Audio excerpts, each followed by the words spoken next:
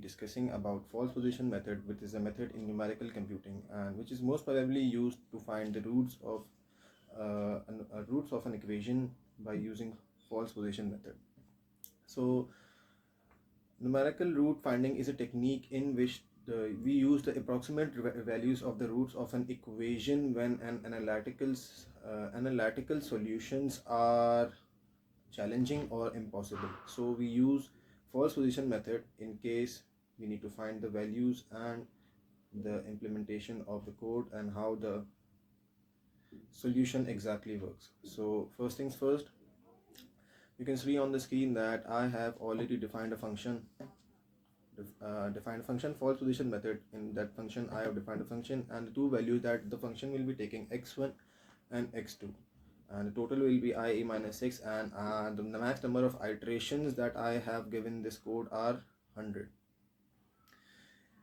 In the next line you can see that if I have defined a loop that is I have defined that if function x1 multiplied by function f2 are greater than 0, then we will raise a value error, and the error should say that initial values must have opposite signs, which means that the functions should have different values. So after that you can see that I will let you know something new, that false position methods includes iterative methods for finding root techniques similar to bisection method, but we use linear interpolation. In fact, we also need require initialized guesses which must have opposite sign. So you can see that I have already explained the function that I have defined over here and the method that we'll be using. So I have written an empty list which is named as root, and I have closed the list in square brackets, and the number of iterations that I have given are 0. So now let's move on to the code, or let's move on to the code. So here we are going to explain. I'm going to create a while loop, while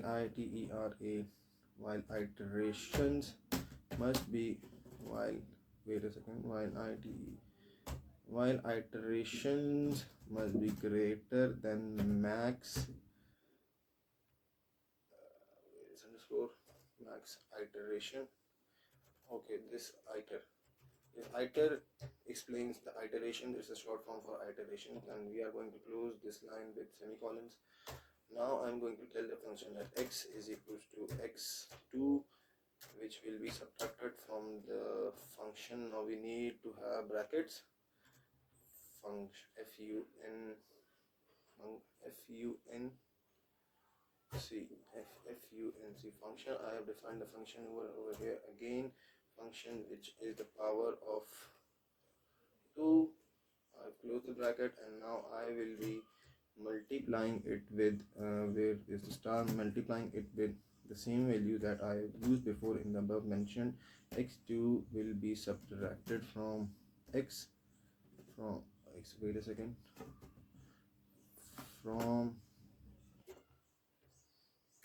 x1, and the whole thing is going to be divided by the same function exactly that we have replicated in the before over here, this exact function except the x2. Okay, so now we will be writing func function. We will define the function and we will tell that it has a power of 2, and now we will be subtracting the function again, func function that has a power of 1. Now I'm going to append the list by taking the roots. So the roots dot append append object that will be x. Now I'm going to pass another loop of if we don't get the answers, or if we have an error, or if we have something missing. So the code is going to make it show that everything is running fine. So now I've written ABS, and that will be kind of function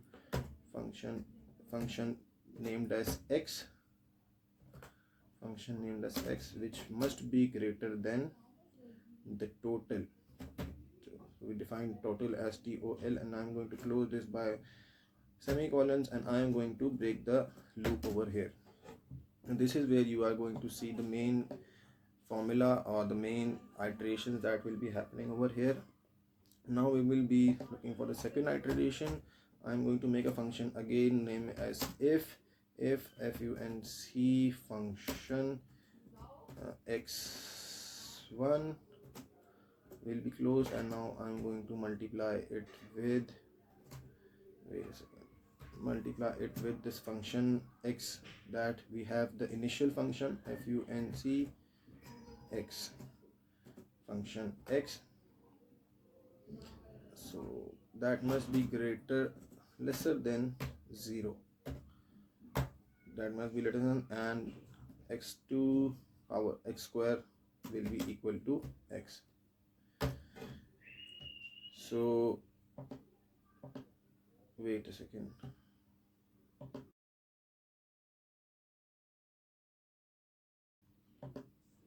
Okay, see, so we were at over here, that function should be like this.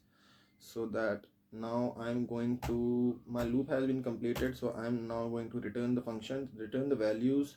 So I'm going to write return the roots and their iteration. So that's the main method we have created over here while explaining you that how the code works and how the value should run. I have defined one more function over here that was preloaded. It was not too necessary, but it was time taking, so I wrote this before for you guys. So I have defined the function which will now return x power 3 minus 6x, which has a power of 2, and 11x minus 6. So the first iteration and second iteration I have written over here, which are 0.5, and the second iteration is 2. So the roots and iterations will be is equal to false position method, and the same function I've defined over here. You can see that we have defined a function and we have told the max iterations from where to where should that run. Then that is just simple. We are going to use a print function that the iterations and the roots will be divided, and we will going to be printing the max roots that we are going to have. For I in roots, in the immutable roots print, we are going to print function, and we are going to increment if we have more than one roots, and that will be divided by the roots. Since similarly moving forward, the print function and again the print function and again the print function, we are going to use these printing functions to print the final roots, which are going to be roots root minus 1, and the last print function is being used for iteration. So here's the code. Now let's run the code and check that if the code runs or not. Okay, so we have an error. Let me fix the error for you. So let me find an issue that what is the issue we are facing. Let me run the main code, run main debug. So yes, that was a basic error of